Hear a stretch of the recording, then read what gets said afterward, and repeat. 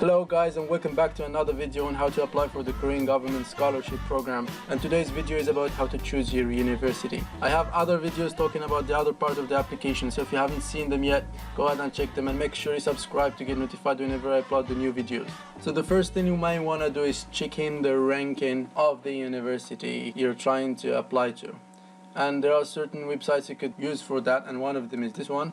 You choose the location, so for us we go to South Korea, and it will give you the best universities in South Korea with the global ranking right here. Another option is you could compare like maximum 4 universities. So for example, you want to apply, you like all of these universities and you want to see which one is better.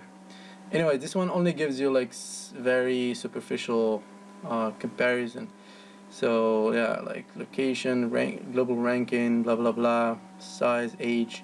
You could see everything that these universities offer, academic stuff, students, and other stuff. And here they have the website for each university. So you may want to go into the universities or the university you want to study at and check extra information. Then check the academics that the university offers. Look for universities that are known for the subject you're planning to study. For example, Seoul National University does not necessarily excel in every single subject.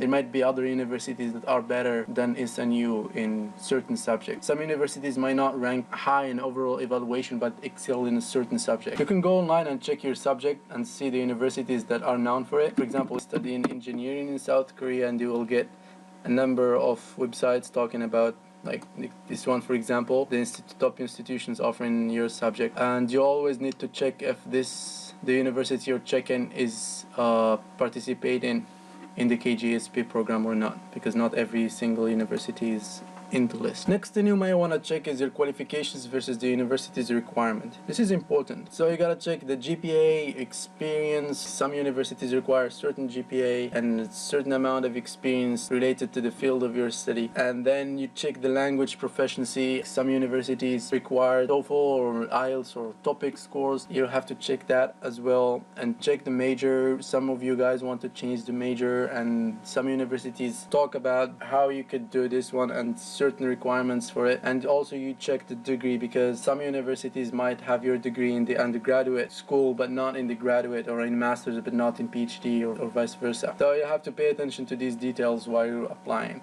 And this will take me to the next point, which is the university information document. Like if you remember, the announcement on the Studying in Korea website has another document called university information document. It also has a bunch of information for you to help you choose your university, about requirements, and also some extra notes for the KGSP applicants. Like for example, like this one does not offer a doctorate degree in philosophy, so, and like here does not have social public health, in like a master's in social public health. For this one, for example, they have all this bunch of information you might need. And also, like, some of them offer extra scholarships for KGSP scholars, information about accommodation and stuff.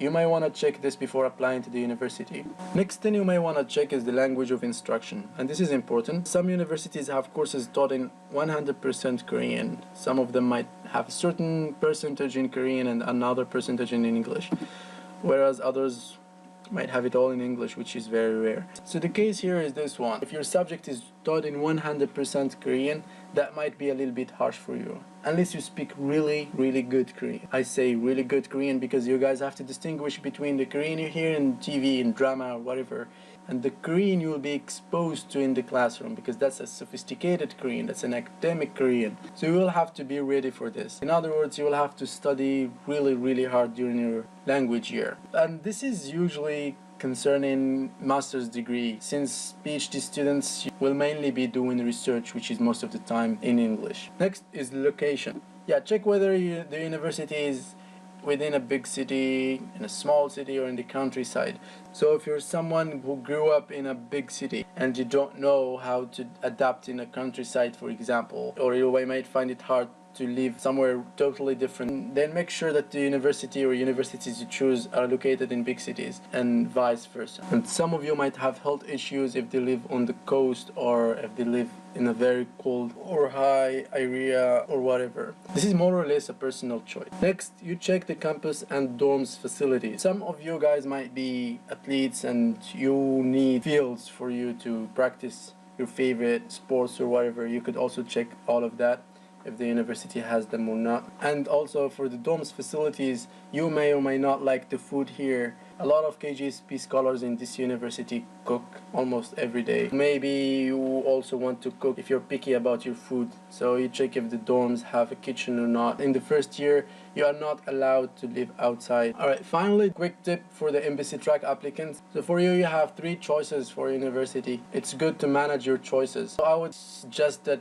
for the first choice, I want you guys to aim high. Like you could go for SNU or Korea University or whatever. Just aim at a high rank university. Then the second one, you pick the university you highly expect to accept you, so you perfectly fit for that university. And then the last choice, choose a less demanding university. This is kind of a backup plan. So your first choice is like your ultimate goal. If you get it, that's good. If you don't get it, it's fine. You still have 2 choices. And the second choice is what you think or you feel you'll be accepted at. But the last choice is like your backup chance to save your scholarship. But when I say less demanding university, I'm not asking for a really low rank university. You're receiving a scholarship, so you deserve a good university.